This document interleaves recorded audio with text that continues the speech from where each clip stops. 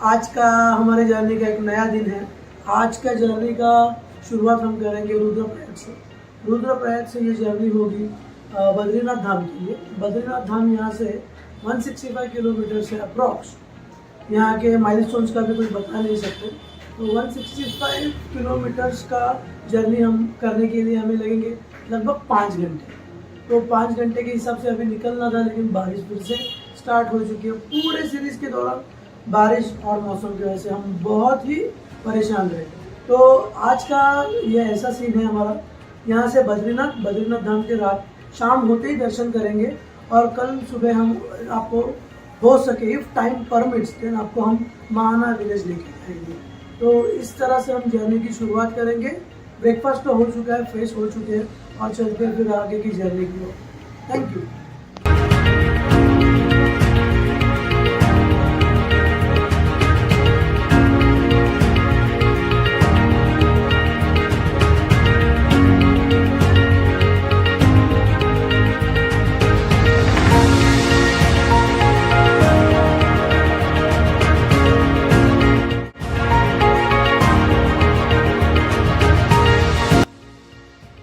दोस्तों, इंट्रो में जैसे मैंने बताया कि हम हमारी जर्नी की शुरुआत रुद्रप्रयाग से करने वाले हैं, तो रुद्रप्रयाग का संगम देखना ही बनता था। तो हमने पहले रुद्रप्रयाग संगम की और हमारी जर्नी की शुरुआत की। रुद्रप्रयाग यह ऐसा संगम है जहाँ पे केदारनाथ से आने वाली मंदाकिनी नदी और अलकनंदा नदी का मिलन होता है और इस मिलन को रुद्रप्रयाग कहा जाता है।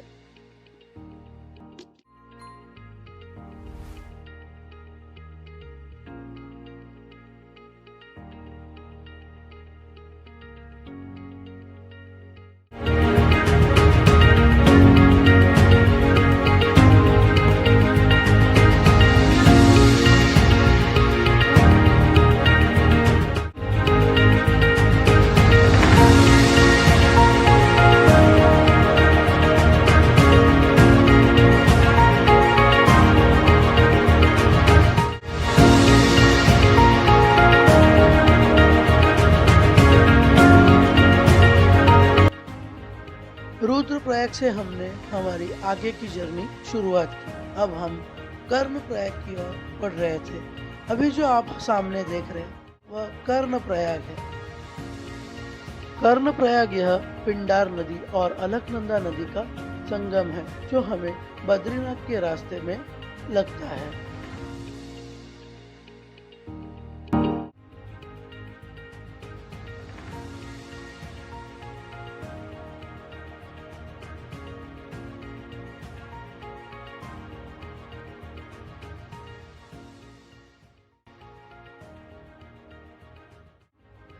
रास्ते में बहुत प्यारे प्यारे सीनिक व्यू देखते हम कर्णप्रयाग से आगे बढ़ने लगे।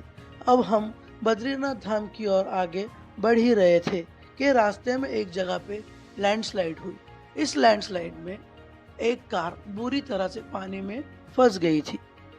इस कार को बाहर निकालने के लिए बीआरओ के जवान और पुलिस ऑफिसर्स की मशक्कत चालू थी और अगले 20 या 15 मिनट में वह कार उस पानी में से निकल गई और हमने हमारा आगे की जर्नी शुरुआत की।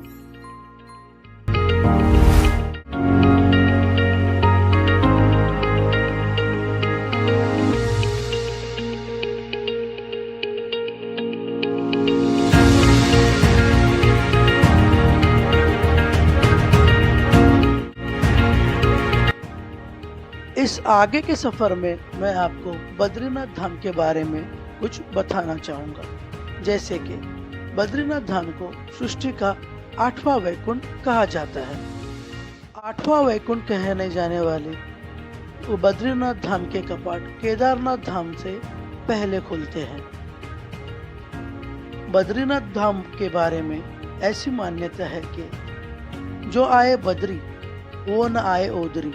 इसका मतलब है एक व्यक्ति बद्रीनाथ धाम के दर्शन एक बार अगर कर लेता है तो उसे दोबारा माता के गर्भ में प्रवेश नहीं करना पड़ता।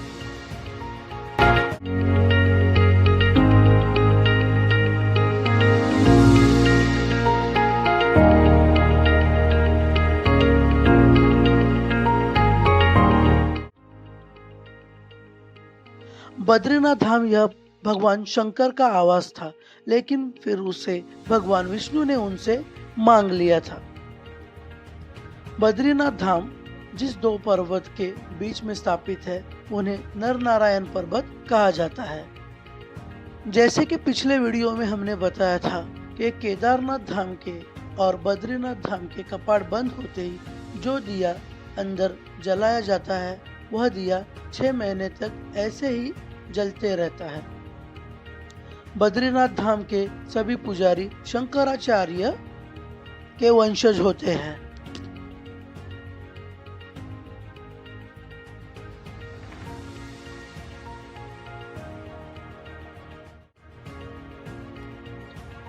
अब हम बद्रीनाथ धाम पहुंच चुके थे और हमने हमारी बाइक को पार्किंग में पार्क किया और आगे की तरफ बढ़ने लगे। पार्किंग से बद्रीनाथ धाम तक की दूरी 200 मीटर की है। इस 200 मीटर में एक पैरिसी मार्केट है और आगे बढ़ के अलकनंदा नदी पर बना हुआ पुल पार करके सामने ही बद्रीनाथ धाम के हमें दर्शन होते हैं।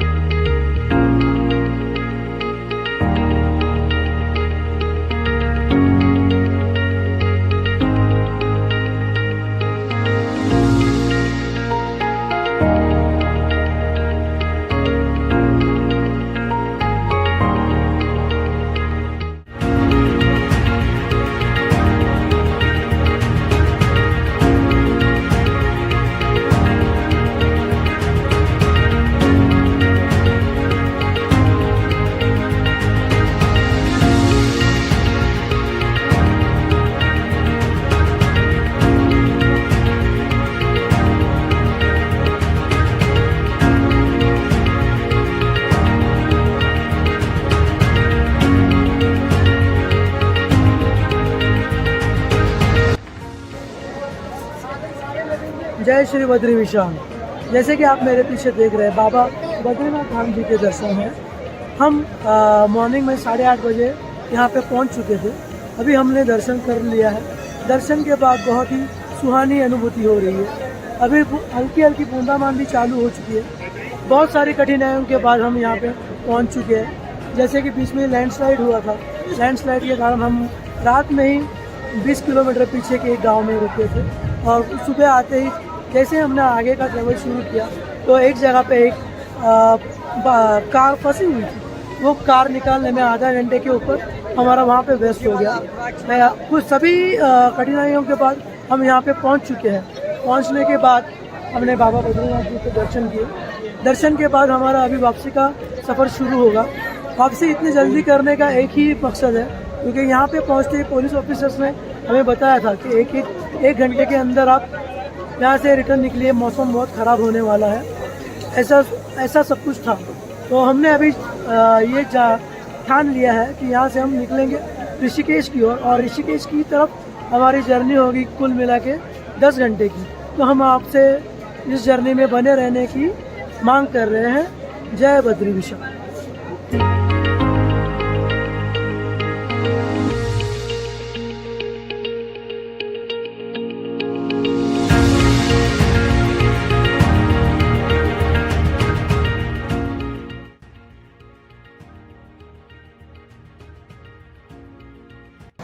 Good morning guys. जय श्री बद्री विशाल। तो बद्रीनाथ धाम पहुंच के हमने बाबा जी के दर्शन किए। दर्शन के साथ एक सुहानी अनुभूति हुई। तो उस अनुभूति के बाद हम बाहर आए। बाहर में सराउंडिंग में दर्शन किए। वहाँ पे हनुमान जी का मंदिर है और 2-3 मंदिर है। वो मंदिरों में हमने माथा टेका और बाहर की ओर आए। बाहर की ओर फोटोग्राफी वगैरह की। फोटोग्राफी करने के बाद अभी हम ये हमारे पीछे नदी एक बह रही। दर्शन के बाद हम ब्रेकफास्ट के लिए रुके हैं उर्वशी रेस्टोरेंट में। हमने हमारे लिए मंगाया है मसाला डोसा। मसाला डोसा फिनिश करते ही हम निकल जाएंगे हमारे रिटर्न जर्नी के लिए ऋषिकेश। तो ऋषिकेश तक आप वीडियो में बने रहिए। और वीडियो में बनते रहने से ही आप हमारे चैनल को भी सपोर्ट कीजिए। Thank you very much. इसमें ही हमारी यात्रा का दी एंड होगा। मैं ये आशा करता हूँ कि आपको ये चारधाम यात्रा के वीडियोस बहुत पसंद आए होंगे। अगर आपको ये वीडियो अच्छे लगे तो हमारे चैनल टूरिस्ट इन टाउन को लाइक, शेयर और ज़्यादा से ज़्यादा सब्सक्राइब कीजिए।